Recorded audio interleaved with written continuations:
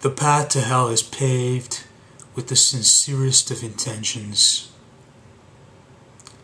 I mention this today because I invite you to draw your awareness to what exactly you're thinking about and what problems are you defining for yourself that are worth working upon.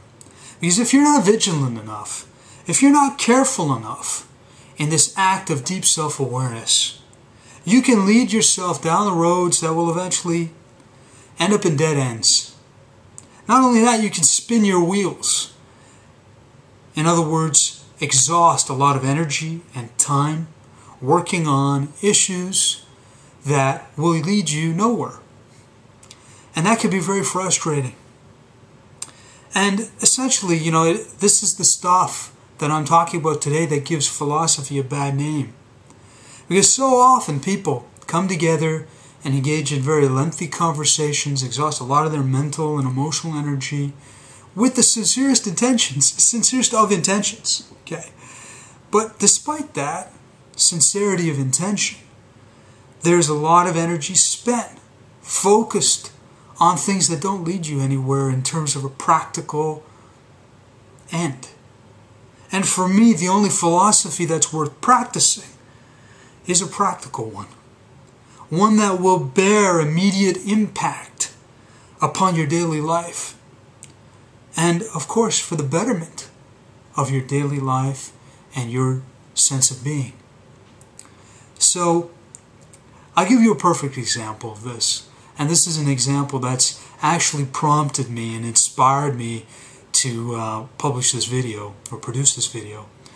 And that is, when I start to speak about the slow thought movement, I know you've probably heard me say that the slow thought movement is a movement against secondhand borrowed thinking. And I want to make a correction there. It's not really against that, but the point I wanted to make is more to draw people's awareness and attention to that, to where their thoughts are coming from. And to really make someone stop in their tracks, someone who may not have thought about this concept before, and really think, oh, yes, many of my thoughts are coming from other places, and I need to be vigilant, I need to be aware, and I need to understand which thoughts I want to keep and which thoughts are not serving me. But what could so easily happen in someone and someone with the sincerest of intentions is they could take this idea and start to think, oh, well, maybe what I need to do is take an inventory of all my thoughts and figure out which ones are mine and which ones are not mine. And begin to, get rid of all the thoughts that are not mine. That seems pretty good. But in my perspective, I think it's really not, it's beside the point. The point isn't to, that's my perspective. It's up to you to decide what the point is. But here's in my mind a perfect example of something that can exhaust a lot of energy and a lot of time and really not help you get any further. I mean, if you look at all the thousands of thoughts you have and label this as mine and this is from somewhere else, where have you ended? At the end of the day, where have you gone? It hasn't really served you in any way.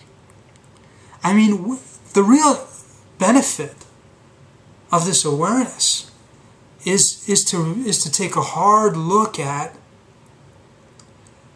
you, and be aware, thoughts being a part of who you are, and this whole returning to yourself. And what's critical to that actually happening is for one person is to just be aware.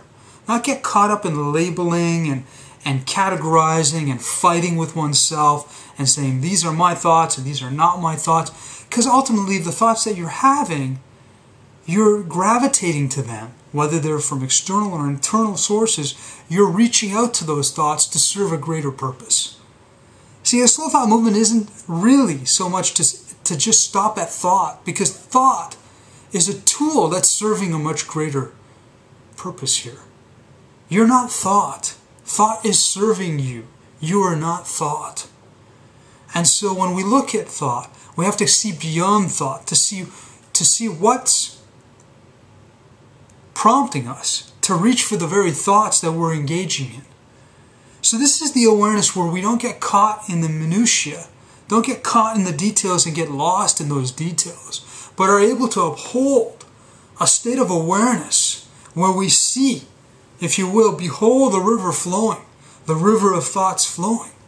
And there's no point in trying to filter which one's yours, which one's not, but just to behold it and to see where those thoughts are flowing and what purpose they're serving.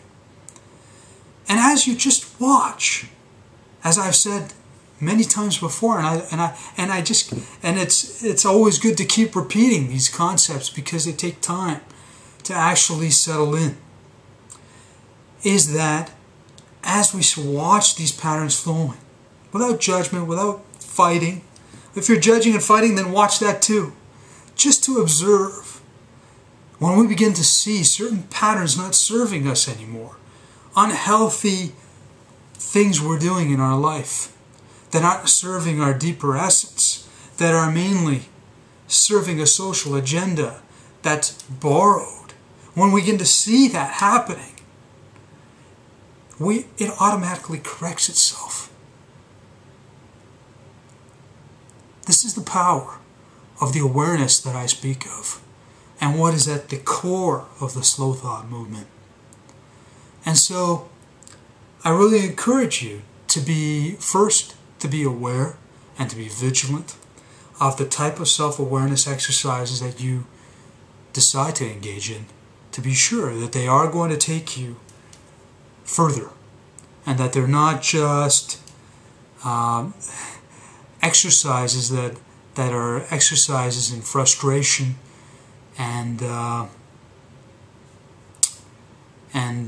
not serving your deeper purposes. And secondly, I re-emphasize that technique of just beholding and bearing witness to all that is going on within yourself, so that you can see beyond the very thoughts itself to see what they are serving. As always, I thank you for your time and wish you the very best. Thanks.